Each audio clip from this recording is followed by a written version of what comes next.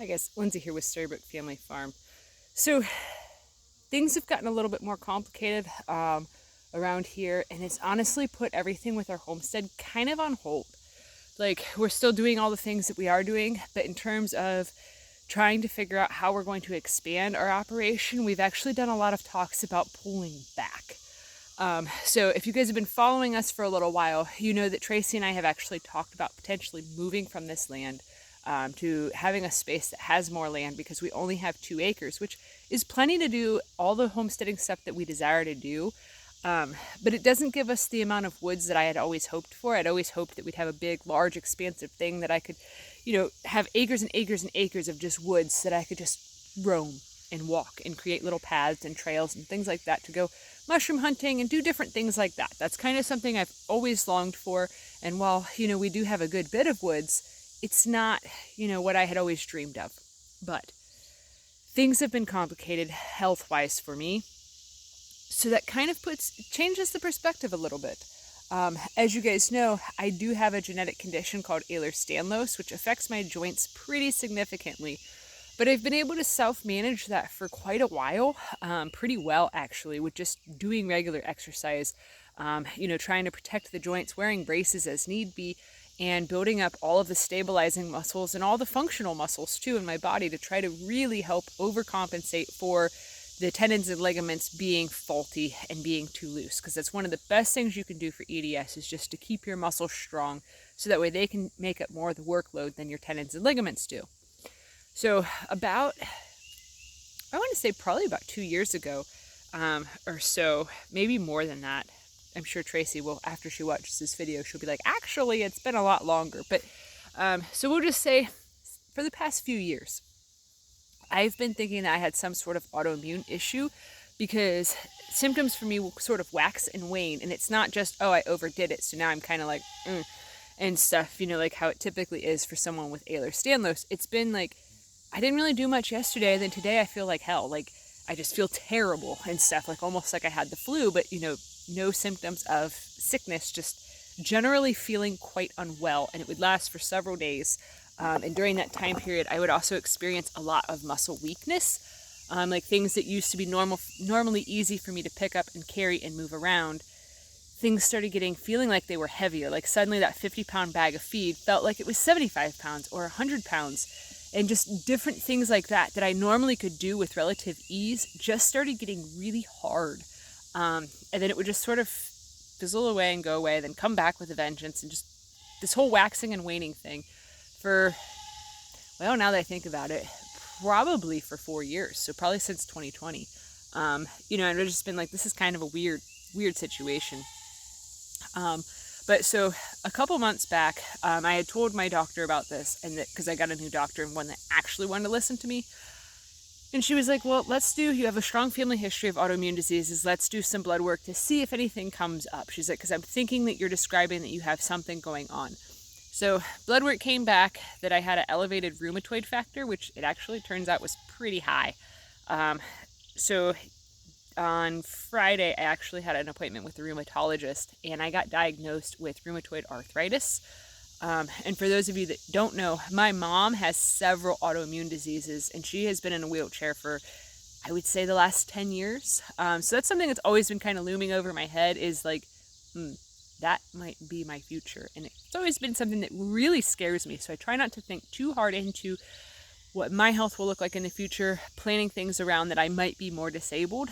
So once we got this homestead, we really, from the get-go pretty much, I've been hammering out trying to get things to be as most efficient and easy for me to handle if for some reason I became severely disabled. Okay, so that's not something that most, 31, 32-year-olds think about when they get a new place or a new homestead or designing it.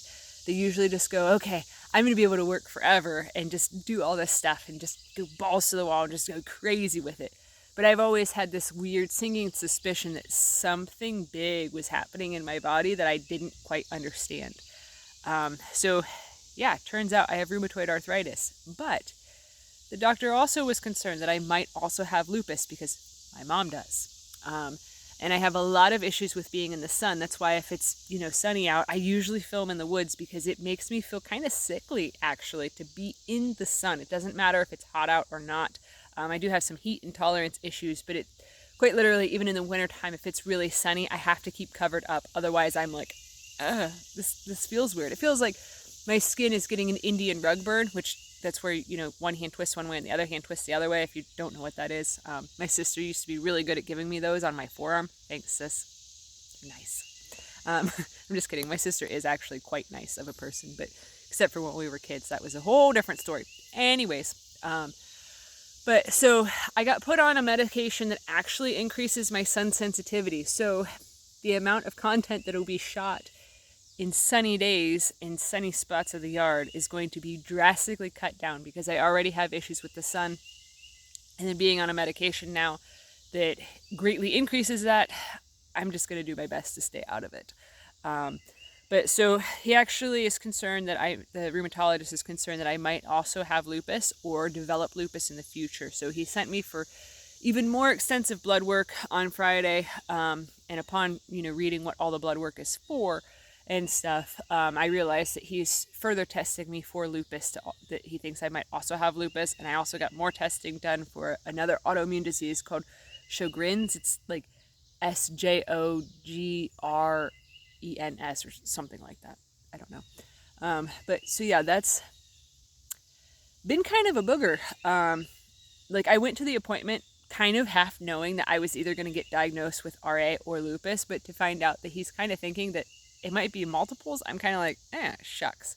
Luckily for me, the treatment is all kind of the same. Like the medication that he prescribed me with is called Plaquenil, something like that. Pronunciation is not my strong suit. Neither spelling. But so he prescribed me that, and that is something that's also used to treat lupus. So it's kind of one of those things that no matter which way it is, the treatment is pretty much the same. It just, different things will happen in my body, I suppose. But so it makes a lot of sense to me about the RA because of the fact that I've had a lot of problems with my feet for the last several years, besides having EDS and stuff like that. But the biggest thing that I've noticed is in the past, I want to say 6 months or something like that, I've been having a lot of troubles with my hands, using like hand tools or anything like that for any, like before I came out to film, I actually hammered in one nail and my hands hurt just from holding onto the hammer. And that is something that's been a common thing for me in the last 6 months or so, is that it's been progressively getting worse in terms of pain in my hands from doing anything, intense with my hands, like swinging a hammer. Which has kind of made renovating the house really difficult. I've been kind of just silently suffering and just trying to, grin and bear it and stuff and try to, just clamp down and get it done because of the fact that, like, our house has been a major fixer-upper the whole time we've lived here. I enjoy doing renovations, but not when it's extremely painful for me. So for me to have to really slow down because my hands keep not wanting to work to hold the paintbrush and to hold the roller, and I have to keep stopping to, pull my hand like that and to try to stretch everything out real good. It's been really difficult. So yeah, I know that in the past I have talked extensively about us wanting to move and us wanting to get a bigger place with more responsibility so we can have more animals, so we can just go ham on it.